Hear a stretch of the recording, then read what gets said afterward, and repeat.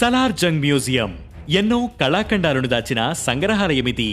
హైదరాబాద్ మూసీ నదికి దక్షిణ దిక్కులో ఉన్న ఈ మ్యూజియంలో 43,000 కళా వస్తువులు, 50,000 అమూల్యమైన పుస్తకాలు ఉన్నాయి.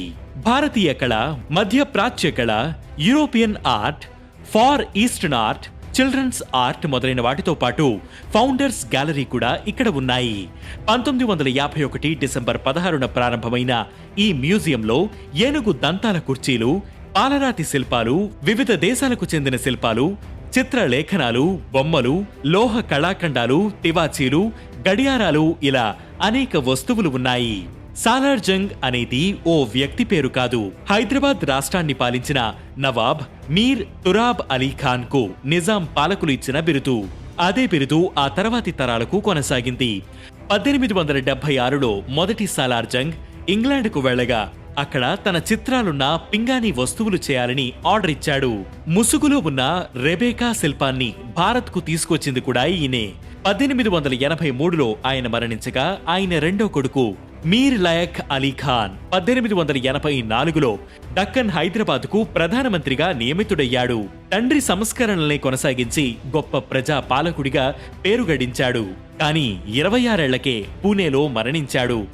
మరణించే నాటికి ఆయన కొడుకు అబ్దుల్ ఖాసిం మీర్ యూసఫ్ అలీ ఖాన్ వయసు 24 రోజులు.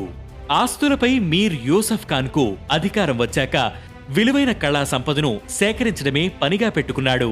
తన సామ్రాజ్యాన్ని గొప్ప కళా సామ్రాజ్యంగా విస్తరించాడు. 1480 చదరపు మైళ్ల భూభాగంతో 450 గ్రామాలకు, విశాలమైన ఎస్టేట్కు, విలువైన సంపదలకు వారసుడయ్యాడు. అప్పట్లో ఆ ఆస్తుల విలువ 23 లక్షల రూపాయలు. వెస్ట్రన్ దేశాల కళల పట్ల ఆసక్తి ఉన్న కళా పిపాసి ఆయన. అందుకే ఆయా దేశాల నుంచి అందమైన కళా ఖండాలను సేకరించి తన రాజ్యంలో పెట్టుకున్నాడు. బంగారు పూతతో తయారు చేసిన క్రాకరీలను యూరోపియన్ రాజకుటుంబం మాత్రమే ఉపయోగించేది. మీర్ యూసఫ్ అలీ ఖాన్ కూడా వాటిని ఉపయోగించడం ప్రారంభించారు. 23 ఏళ్ల వయసులో 1912లో ప్రధానమంత్రిగా నియమితుడైన ఈయన 1914లో అనారోగ్య కారణాలతో ఆ పదవిని విడిచిపెట్టాడు.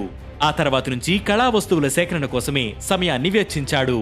ఆయన కాలం చేసిన కొన్నాళ్లకే ఆయన ఇంటిని సాలార్ జంగ్ మ్యూజియంగా మార్చారు. కుటుంబ సభ్యుల అంగీకారంతో అందులోని సంపదను ప్రభుత్వం స్వాధీనం చేసుకుంది. భారతదేశ తొలి ప్రధాని పండిట్ జవహర్ లాల్ నెహ్రూ 1951 డిసెంబర్ 16న ఈ మ్యూజియంను ప్రజల సందర్శనార్థం ప్రారంభించారు. ప్రస్తుతం తెలంగాణ రాష్ట్ర గవర్నర్ దీనికి చైర్మన్ గా వ్యవహరిస్తున్నారు.